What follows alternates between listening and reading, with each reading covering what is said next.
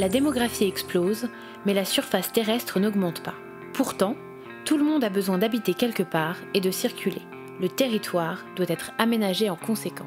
Le CREAT s'appelle un peu le centre de recherche de l'action territoriale, c'est qu'on veut travailler en partenariat avec les acteurs de terrain et on veut un peu les aider à transformer l'espace pour que ça devienne leur territoire. Ça, c'est un peu un leitmotiv. Le terrain ici fait plus ou moins 3 hectares. Il y a un promoteur qui souhaite développer un projet.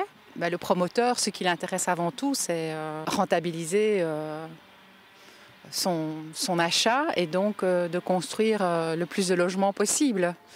Et ça nous interpelle. Ce à quoi ressemble notre travail, c'est effectivement des grandes cartes comme ça qui montrent sur l'ensemble de notre territoire communal les différentes affectations. Les couleurs représentent chaque fois un certain type de quartier qu'on désire, qu'un certain type de densité, un certain type d'architecture. Puis d'une manière très précise, et ici c'est le cas du centre de Profondeville, on va jusqu'à dessiner des orientations. C'est toujours très difficile quand on est gestionnaire d'un territoire, qu'on gère des permis d'urbanisme au jour le jour. Forcément, arriver à poser des questions sur le moyen et long terme. Le long terme, on va jusqu'à 2020, 2040, ça dépend un peu. Parfois, il y a tellement l'effet nez dans le guidon. Nous, on espère en tous les cas leur amener vraiment ce recul nécessaire pour pouvoir poser les bonnes questions, poser les bons enjeux, pouvoir prendre des décisions essentielles aujourd'hui pour l'avenir du territoire dans 20-30 ans.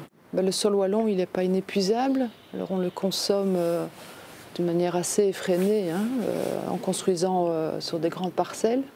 Alors là, c'est un enjeu typiquement ici, parce qu'il n'y a plus énormément de parcelles encore libres. Donc si on veut encore que nos enfants, et là, c'est du développement durable, que nos enfants puissent encore trouver des terrains pour construire leur propre logement, il faut y aller mollo pour faire court. On a une attitude, si on veut, un peu de conception, mais très en amont quand même, de la réflexion sur le territoire. Quel type de ville on veut ? Quel type d'habitants on souhaite. Et aujourd'hui, ça, c'est une axe de recherche qui est fondamentale.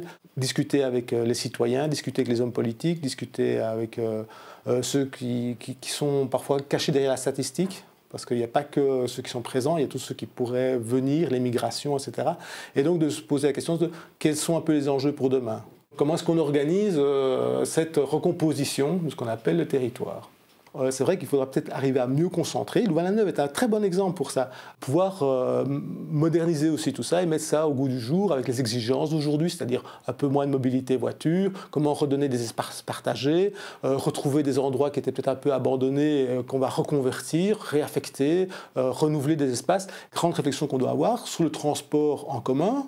Il faudrait peut-être plutôt partager sa voiture. Moi, je suis pour la suppression des bus dans les campagnes. Mais de pouvoir remplacer le bus de tech par un transport en commun qui est plus performant, qui est peut-être celui de la voiture partagée. J'aime bien toujours cette idée, c'est que tous les bus où il y a moins de 11 passagers polluent plus que 11 voitures. Les tech ne sont plus uniquement des bus. Le bus tech fait maintenant partie d'une diversité de solutions proposées par ce service public.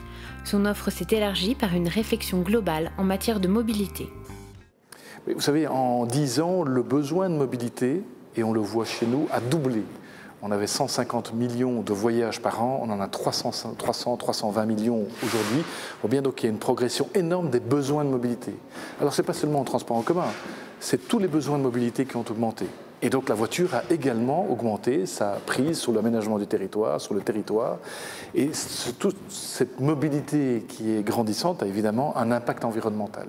Un groupe comme le nôtre, 2400 véhicules, 720 lignes, on consomme 60 millions de litres de diesel par an. Un groupe comme celui-ci se doit de réfléchir à son impact environnemental, d'une part, mais aussi à réfléchir aux solutions de mobilité qu'il propose aux citoyens wallons, et faire en sorte que la mobilité soit possible en ayant un impact environnemental le plus limité possible, et tout ça dans un cadre budgétaire qui est défini par la région. Je dis souvent qu'en fait le tech est traversé par la société. Plus ou moins 700 à 750 000 personnes dans les bus par jour. Donc il y a vraiment la société nous traverse et nous traversons la société. Il y a donc là un point de correspondance, un point d'échange. On ne doit pas se contenter de seulement transporter, c'est notre mission première.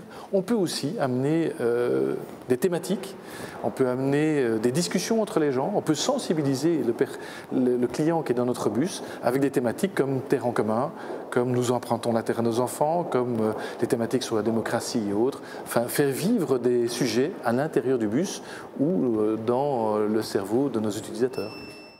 Si les bus sont des lieux publics où l'espace peut être réapproprié pour devenir porteur d'un message, les bancs de l'université peuvent également stimuler la créativité.